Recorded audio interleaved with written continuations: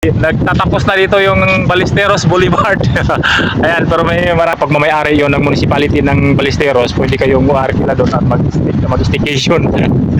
Kahit isang gabi matulog kayo dyan, pwede. Hi guys, welcome to my vlog. Nandito pala tayo ngayon sa Ballesteros Boulevard. Ayan, let's go. At magtutour tayo dito sa seaside ng Ballesteros. At ito ay di ko alam kung flood control to. Parang ito yung flood control na rin dito sa Ballesteros, pero nagiging panibagong ruta papunta doon sa Abulog. At pupunta tayo dito sa tabing dagat. So ayun guys, ito yung kanilang seaside. May mga kubo-kubo dyan. Ayan, at ito yung daanan papunta doon sa Abulog. Diretso to. Putol pa to guys, hindi pa to natapos ng daan na to. Pero napakaganda na. Sulit naman ang flood control na to. Parang di tinipid.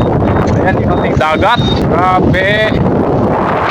Ayun, punta tayo sa dulo. Ayan. So ayun guys, pupunta tayo sa dulo. Tingnan natin yung detent. Ginagawang mga kubo-kubo dito, pero hindi ito magtatagal dahil pag malakas ang hangin, nililipad. Ayan, mga kubo-kubo na yan, pwede kayong mag-aarkila dyan. Ang may-ari niyan, mga para-barangay. So ito, pag may-ari ito dito daw to sa Ballesteros. May mga nandun na tapat sa Abulog. Abulog naman yung mga may-ari. Marami pa dito na parkilahan. Pwede tayo dito magpipiknik. Maraming tao dito pa hapon. Ayan.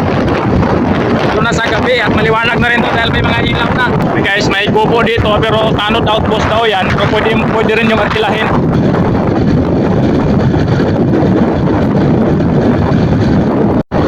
Tulad dito mga to, sinisira na ng bagyo.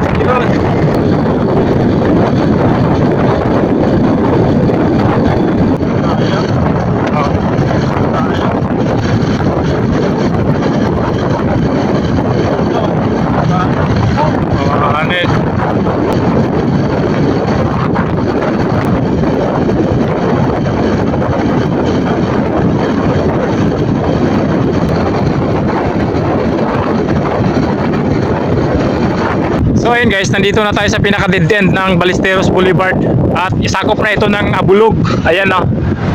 Wala na. Nagtatapos na dito yung Ballesteros Boulevard. Ayan, pero marami mga tao doon. Taga-Abulog siguro yung mga yan. At napakahaba nito ang kalsada nito guys. Napakaganda siguro ito pag natapos na. Galing tayo doon. Tumakbo tayo ng ilang minuto bago tayo makarating dito. So ayan, kawawa yung mga kubo-kubo dahil halos nakalbo lahat dahil sa lakas ng hangin. Nagbibigay rin ito guys ng mga negosyo sa mga tao dahil parang nagiging baywalk na rin to, nagiging park tulad ng Manila Bay na tuwing hapon maraming tao at maraming naglalako-lako ng mga paninda, ng mga merienda, mga ganun. So ay mga kubo-kubo nila, pag mamayari ng mga bara-barangay yan dito, kung magpapabook ka, punta ka sa barangay, kung gusto nyong mag-arkila, yan, yung mga yan. Halimbawa lang yan,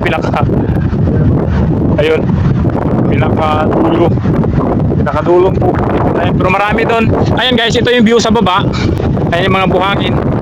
So ito yung nagsisilbing pinaka-seawall or flood control dito sa lugar. Makahaba dito. Maganda nga rin magpipiknik dito guys. Ayan.